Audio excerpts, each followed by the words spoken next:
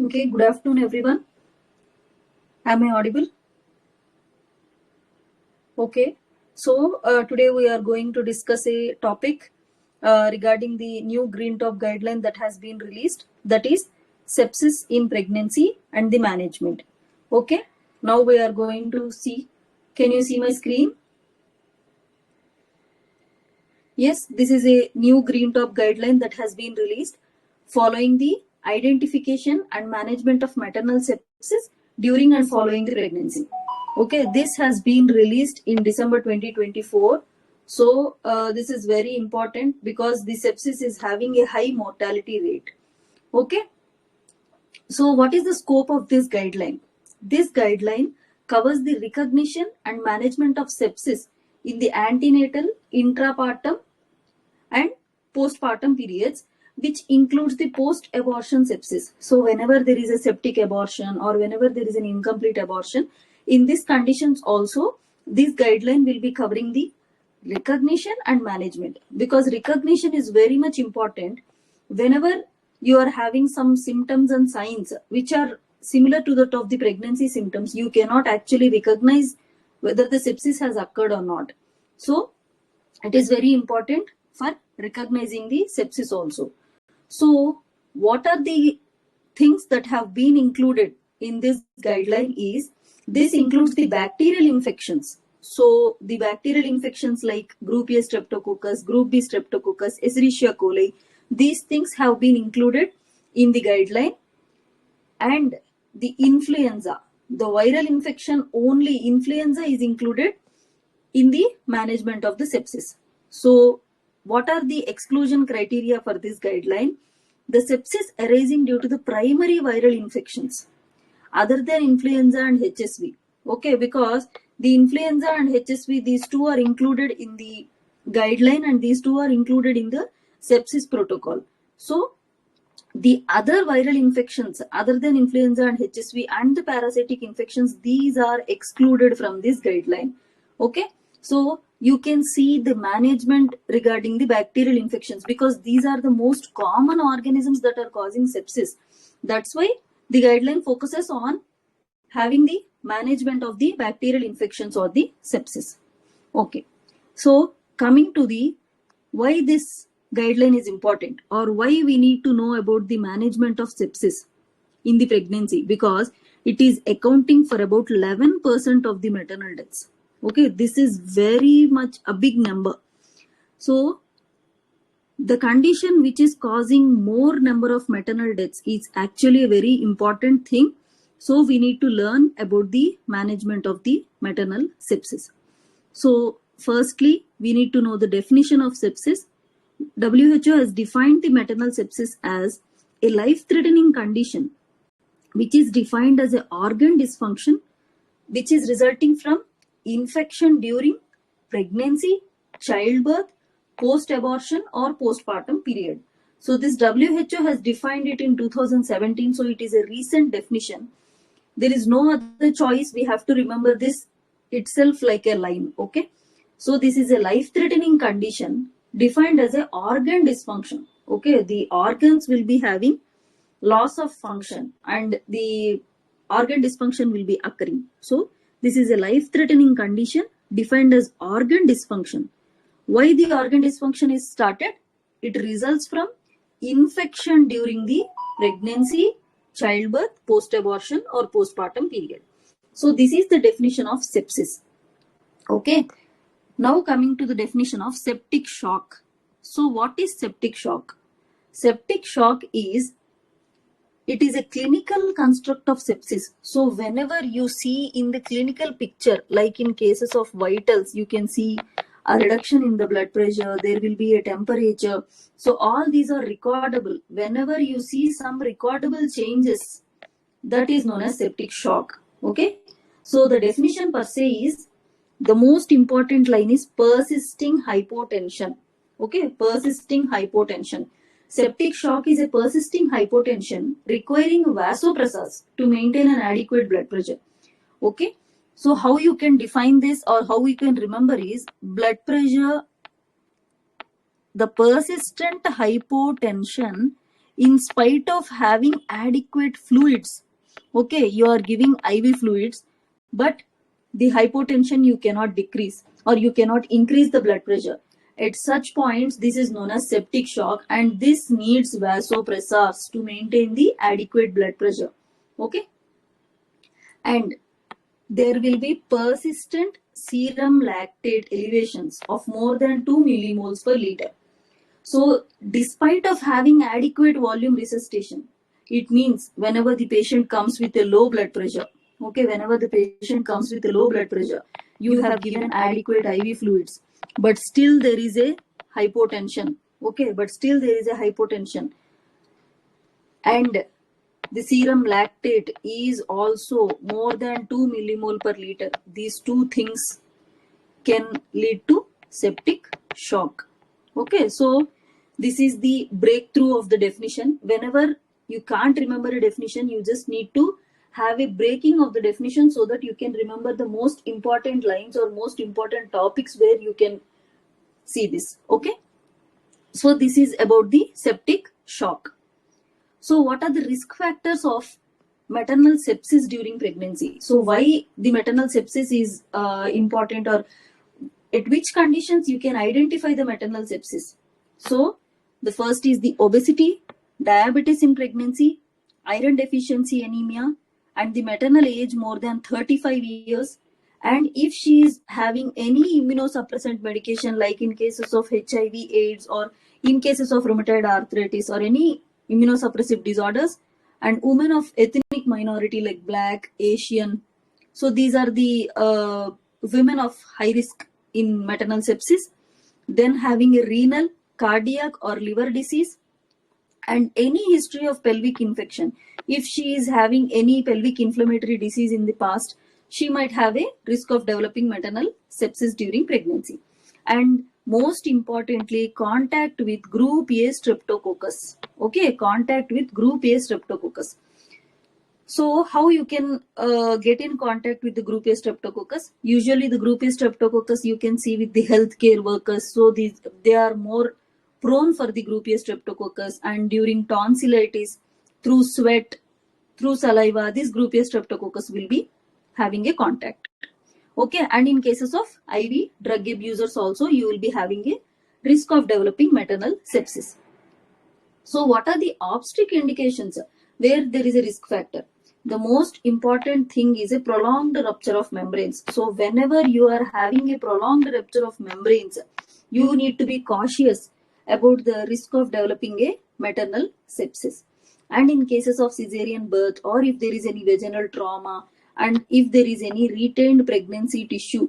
So whenever a patient comes after delivery, and if she is saying that she is passing some clots, or if she is passing some foul smelling vaginal discharge, then you should be very cautious if there is any presence of retained pregnancy tissue. Okay, and in some procedures like amniocentesis, this occurs very rare. And in cases of multiple gestation like twin pregnancies, and in cases of cervical cerclage. This is also very important because nowadays we are doing it very frequently. Okay, so these are some of the important risk factors you need to remember. All the things you cannot remember. Okay, so at least you need to write some maternal factors and some factors related to pregnancy. So some maternal factors which you have to write is the diabetes in pregnancy, and age, advanced age, immunosuppressive disorders, and usage of immunosuppressive treatment in cases of any comorbidities or any history of pelvic infection and any contact with the group A streptococcus. Okay, the obstetric indications, most importantly, you need to remember prolonged rupture of membranes. Whenever a patient is coming, whenever a pregnant woman is coming with prolonged rupture of membranes, you need to be cautious. Okay, so this is about the risk factors for developing the maternal sepsis. Coming to the organisms causing sepsis. So what are the most important organisms causing sepsis are Escherichia coli, group B streptococcus, and some of the anaerobes, Staphylococcus, group A beta hemolytic streptococci, and other coliforms, Haemophilus influenza and Listeria monocytogenes. But what are the things or what are the organisms that are important in causing sepsis in pregnancy? These things we need to remember. That is, number one is Escherichia coli, number two is group A beta hemolytic streptococci and Haemophilus influenza, and some forms of group B hemolytic streptococcus. Okay, these 4 organisms you need to remember in cases of pregnant women. Okay, next coming to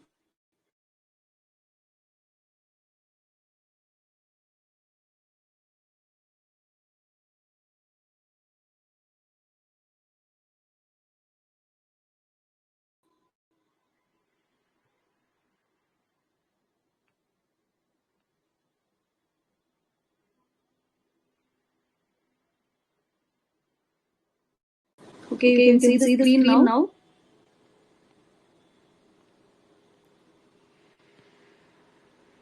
Okay, so what are the potential sites of sepsis? So there is no need that only the patient might complain of only foul-smelling vaginal discharge, or she might land up in a fever or high grades of pyrexia. There is no need of only clinical or classical symptoms in pregnancy. Sometimes there might be potential sites of sepsis outside the genital tract also. So we need to just remember what are the clinical features of that the patient might present.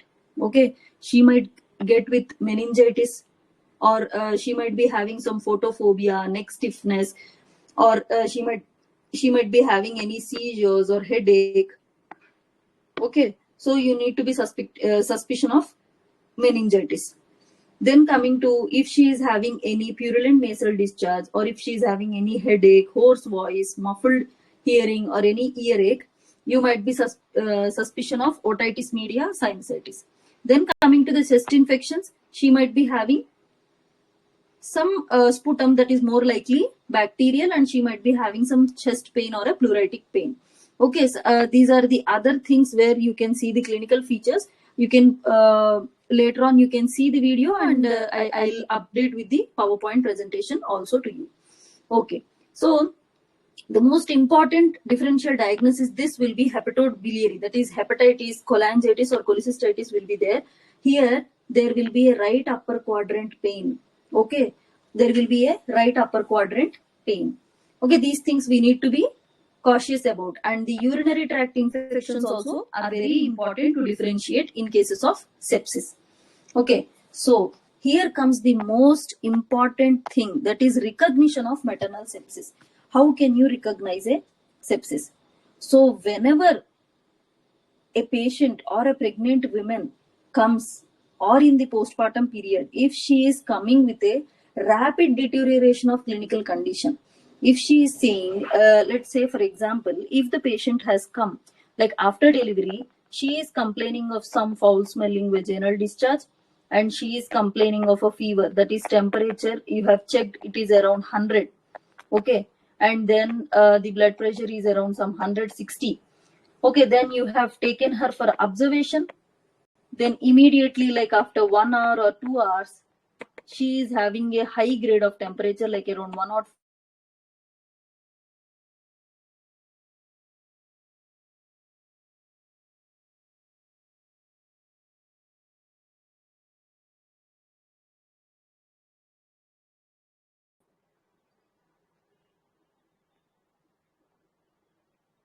just a second. There will be a deterioration of the clinical condition.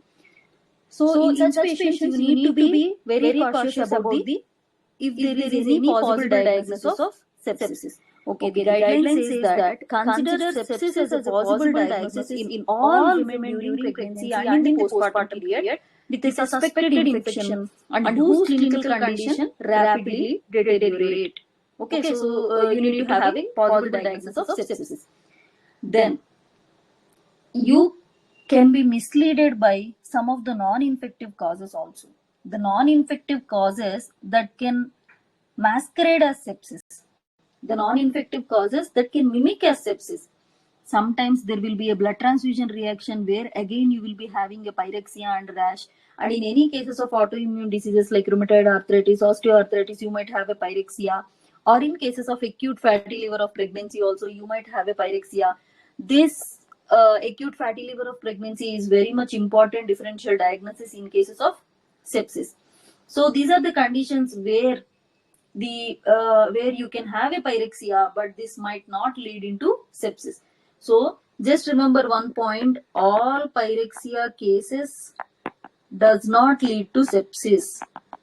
Does not lead to sepsis, but you need to be cautious about occurrence of sepsis.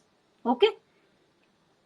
Now coming to the clinical symptoms and signs that are suggestive of sepsis. Okay.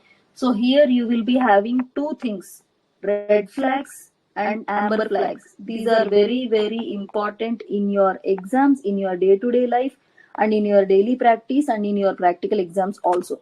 So please pay attention here. So these are the red flags and these are the amber flags. Coming to the red flags, here you can see these are the red flags in patients with suspected sepsis that indicates high risk of sepsis. Here you can have a high risk of sepsis. In the red flag, you will be having high risk of sepsis. In the amber flag, you will be having moderate risk of sepsis. Okay, moderate risk of sepsis. So in the red flag, what happens? You have to have a immediate management. So you can see in this box only everything is written. So you can just remember everything in the box because it is very much important. So the red flags, high risk of sepsis, what you have to do? Recommend immediate management with initiation of sepsis bundle for inpatients. Okay. If you are an inpatient or if the patient is admitted in the ward, immediate sepsis bundle should be initiated. Or if the patient is not in your, if your hospital does not have such resources, then immediate transfer to a higher center is to be done. Okay. So what are the red flags? The first is the mental status. So whenever there is a GCS less than 15, or if the patient is not alert in the AVPU, that is alert vision classification. So in this, if the patient is not alert and if the GCS is less than 15, then you have to go for an immediate management. And if the respiratory rate is more than 25, if the oxygen is less than 94% on room air, and if the heart rate is more than 130 and blood pressure is less than 90, the systolic is less than 90. The most important is the urine output, where you can immediately see this. The patient itself, he might complain that she might complain that I have not passed urine in more than 12 hours. Or if you have a catheterization, if the urine output is less than 0.5 ml per kg per hour, then also there might be a high risk of sepsis. Okay, so in this, what you can see, there might be a presence of tachycardia, there might be a presence of tachypnea and hypotension.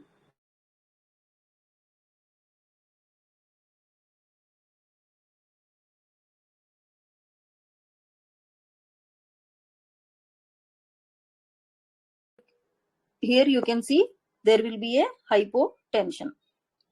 So tachycardia, tachypnea and hypotension. Okay. Now comes to the amber flags. So what happens? In the amber flags,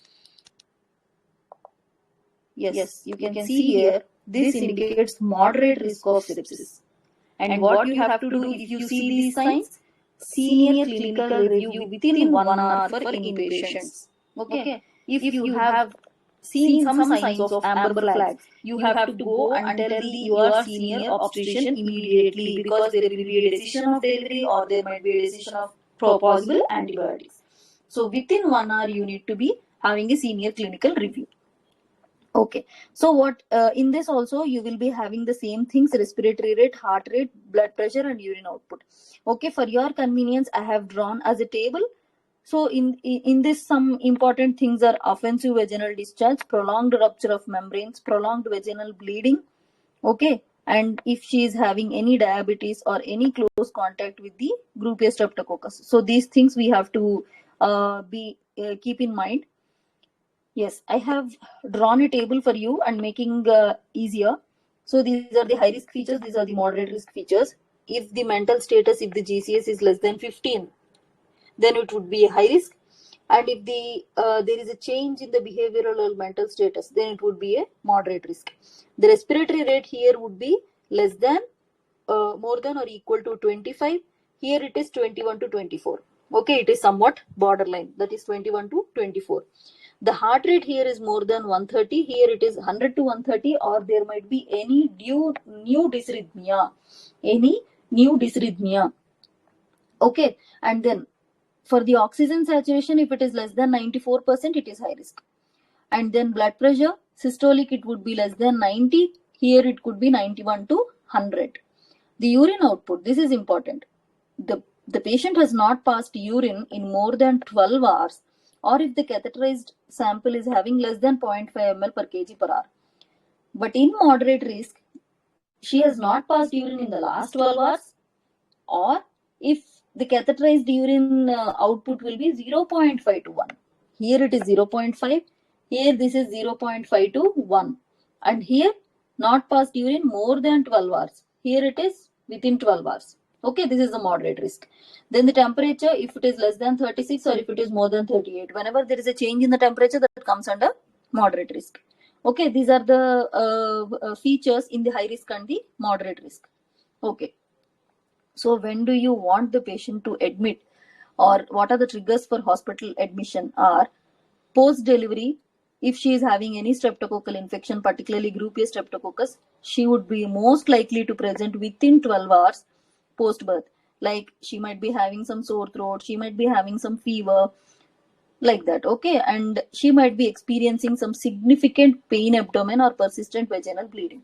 Whenever she is having any pain abdomen, or if she is having any vaginal bleeding after delivery or after discharge, then you need to have a hospital admission. Okay, why you are having this? Because you are having one differential diagnosis, that is after pains.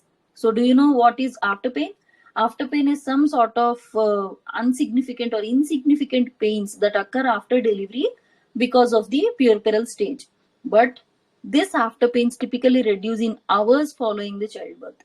Okay, that's why you cannot have this after the hours of childbirth or after 1 or 2 days of childbirth. If the patient is complaining of having some abdominal pain, then immediately you need to have the admission and you need to have the observation for any form of sepsis. Okay. And the other thing is, if the patient after vaginal birth, if the patient has discharged and with simple analgesics, but she is complaining that no doctor, I am not relieved of the pain because of this analgesia. I have taken paracetamol, I have taken diclofenac, but the pain has not relieved, but the abdominal pain has not relieved. Then this should be taken seriously, and you need to ask the patient to come to the hospital for face-to-face review, and you have to do both vaginal and the abdominal examination. If she is having any foul smelling discharge, if she is having any abnormal abdominal pain, also you need to look after. Okay, so what is the trigger for the hospital admission? That is number one, pain, the abdominal pain or persistent vaginal bleeding, and the pain that is not relieved with simple analgesia. Okay, so that is the trigger for admission. Now coming to the monitoring. So how do you monitor this patient? If the patient is if the woman with suspected sepsis, you need to monitor with a early warning system modified for obstetrics. Usually for the normal people, you will be having mu score, that is modified early warning system, which contains temperature, blood pressure, pulse, everything will be recorded in the modified early warning system score, that is mu score. That is for normal patients, non-pregnant. But for pregnant, they have modified according to the obstetric or physiological changes, that is early warning system modified for obstetrics, and this should be managed by the multidisciplinary approach. Okay, so once you have recognized sepsis or once you have suspected sepsis, what are the investigations that can confirm you with sepsis? Are the most important investigation is the serum lactate, which will help you through the prognosis of the sepsis also. Okay, serum lactate, blood cultures, pelvic scan, CT scan, chest x-ray if you are thinking of any pulmonological infections also, or in cases of any swabs for microbiology, if there is any wound infection or if there is any focus of infection, you will be going for the, if there is any focus of infection, you will be going for the swabs. And then routine blood test, or if the patient is complaining of tonsillitis, like any throat infection or any throat pain, then you take the throat swab. And if the MRSA status of the patient is not known, then you can take the pre-moistened nose swab also is to be taken. Okay, So these are very important things, but the resources are limited in our country, so we cannot do so much of cultures. So most importantly, we can do these two, that is serum lactate and the blood culture. So what you are going to do, you have to do this surviving sepsis campaign hour 1. That is, in the first hour you need to do this. This is 5 things. Sepsis 6 bundle is different, where you are adding the one extra is oxygen, give oxygen. Okay, so what is sepsis 6 bundle and what is surviving sepsis campaign? This surviving sepsis campaign, within 1 hour of recognition of sepsis, within 1 hour, this is a golden hour. Within 1 hour of recognition of sepsis, you have to give these do these things. That is, first one is measure lactate level, and if the lactate level is more than 2 millimole per liter, then you have to repeat it. Okay, then you have to repeat it within 1 hour. And then obtain blood cultures before administering antibiotics, but you cannot wait for the reports. Immediately after taking the blood cultures, after taking the blood, immediately you can give the antibiotics, that is administer broad spectrum antibiotics. Then give the IV fluids. Begin rapid administration of 30 ml per kg crystalloid for hypotension. Okay.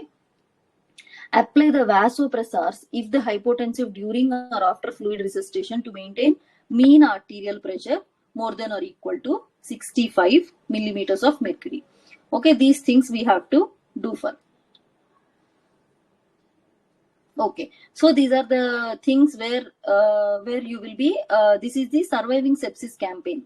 Surviving sepsis campaign, within 1 hour you have to do measure the serum lactate levels, obtain the blood for cultures, and administer IV antibiotics without waiting for the culture report. Then rapid administration of IV fluids. Then apply vasopressors if the patient is hypotensive.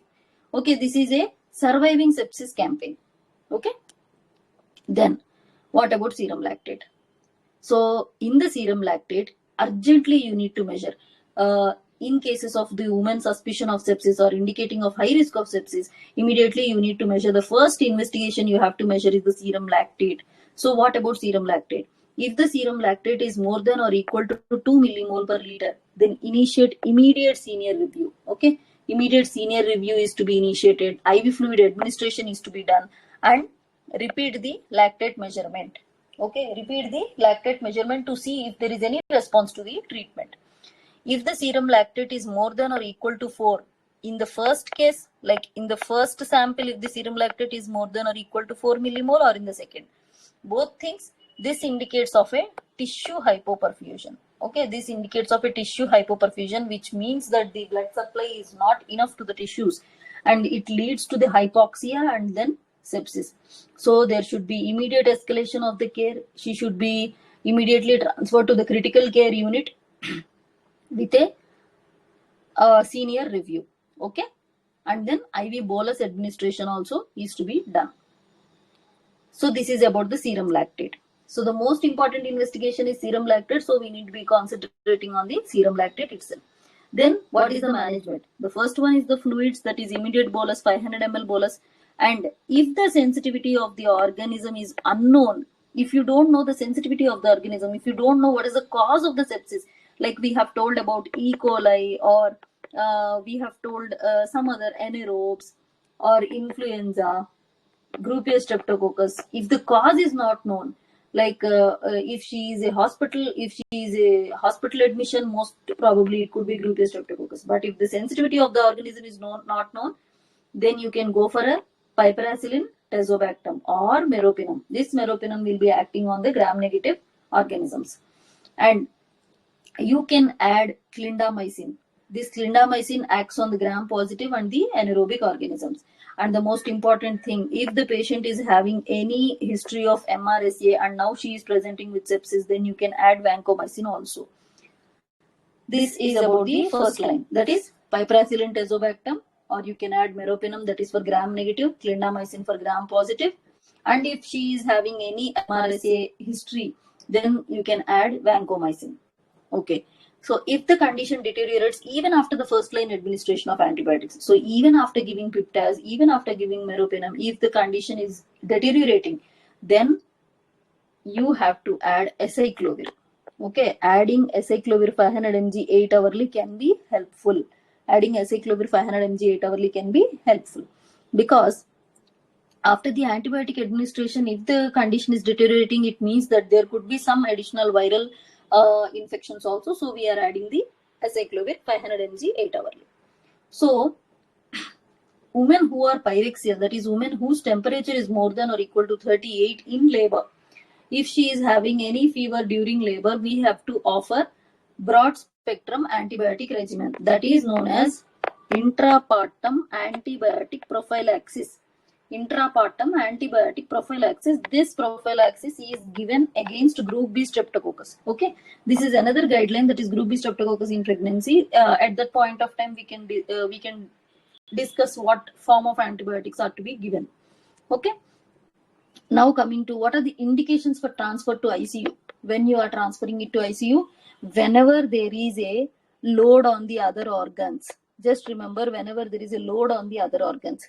In cases of cardiovascular, if the BP is falling, even after having IV fluids, even after giving antibiotics, even after having this, if there is any raised serum lactate, so both these conditions, you need to transfer them to ICU. Then in the respiratory, if there is any need for mechanical ventilation, if there is any signs of pulmonary edema, at that condition also, you need to have the ICU setup. Then renal replacement therapy, if the patient is having so much of toxicity in the body and if she needs dialysis, then you go for a ICU setup. And if the conscious level is decreased and if she is landing in a MODS, multi-organ failure, then also you need to go for a ICU transfer. Okay. So this is about the what are the investigations that you have to do for a sepsis patient and what are the criteria for ICU transfer. Now coming to a condition where you are knowing as necrotizing fasciitis. So this necrotizing fasciitis, it is usually due to the group A streptococcus. And this is a severe form of group A streptococcus, severe form of infection of group A streptococcus. If you imagine a group A streptococcus and if you think of any severe form, then it is a necrotizing fasciitis. So the name itself suggests it is an infection causing necrosis of the superficial and deep fascia and the subcutaneous tissue also. It is the infection causing necrosis of the superficial or the deep fascia. Okay. And the most important clinical symptom is very severe pain out of proportion. Outside you can see only the small wound with some necrosis, but the pain will be out of proportion. The pain, she will be complaining of very extensive pain. Okay, that itself signifies that she is having necrotizing fasciitis. Coming to the management. Urgent involvement of a plastic surgeon or an intensivist. Okay, immediately you have to take help of a plastic surgeon. Immediately you have to take help of a plastic surgeon or an intensivist, and then the mask is to be provided because it is through airway also it will be spreading to the other people. So mask is to be provided. Again, as I have told, the first line is piptaz and piperacillin and tazobactam or meropenem and clindamycin. This meropenem will be having some gram-negative effect and clindamycin will be having some gram-positive effect and the anaerobic effect. Okay, and this switches off the exotoxin production of the bacteria. And that's why we are using this in management. And if MRSA positive, again vancomycin you need to add. In cases of any organisms causing gram-positive organisms causing necrotizing fasciitis, then you can go for a IV immunoglobulin. IV immunoglobulin is only helpful in cases of any gram-positive bacteria causing necrotizing fasciitis. This is a simple thing about necrotizing fasciitis where you can just write, if they ask you in a short notes about necrotizing fasciitis, you can write about group A streptococcus, you can write about the definitions of sepsis and the clinical symptom, very severe pain out of proportion, and this is the management. Okay. Now coming to the obstetric management of the sepsis. So whenever a patient is having a high risk of sepsis, the delivery should be discussed and decided by the senior consultant. The senior consultant who is in charge of the labor room, she should decide whether there is a need for delivery or not. If there is any need for preterm birth, then you can give two things, that is magnesium sulfate and corticosteroids. So what is the use of magnesium sulfate? This magnesium sulfate is for neuroprotection for the fetus. So for neuroprotection for the fetus, you can consider between 24 to 29 plus 6 weeks of gestation, and it could be considered up to 33 plus 6 weeks of gestation. Okay, the guideline says till 29 plus 6 weeks, but you can consider till 34 weeks of gestation till the preterm age has been completed. So as you know, corticosteroids are to be given for fetal lung maturity also, and then intrapartum continuous electronic fetal monitoring is to be done. This is about antepartum and intrapartum. And antepartum, you have to give magnesium sulfate and corticosteroids. In intrapartum, continuous electronic fetal monitoring is to be done. So what about the postpartum things? Postpartum, whenever a woman is having antibiotics antenatally, like for high risk of sepsis, then you need to assess the baby, the risk factors. If the baby is having any risk factors, any possible risk factors, we need to look after. And the most important thing is prevention is better than cure. So you need to prevent and protect the baby from group A streptococcus. So as I have told you that group A streptococcus is more from the healthcare workers, and it easily spreads from saliva, sweat. So hand washing is very important before handling a baby. Hand washing is very important before handling a baby. So yes, this is all about the sepsis, where you can write about definition of sepsis. Okay, first summarize me. The first thing is the definition of sepsis, where you can tell about, and about the septic shock you have to know, and about the organisms causing sepsis, and then what are the risk factors of sepsis, that is maternal risk factors like hypertension, diabetes, obesity, and then obstetric, that is prolonged rupture of membrane cervical cerclage, and then what are the symptoms and signs of sepsis, and what are the red flag signs and amber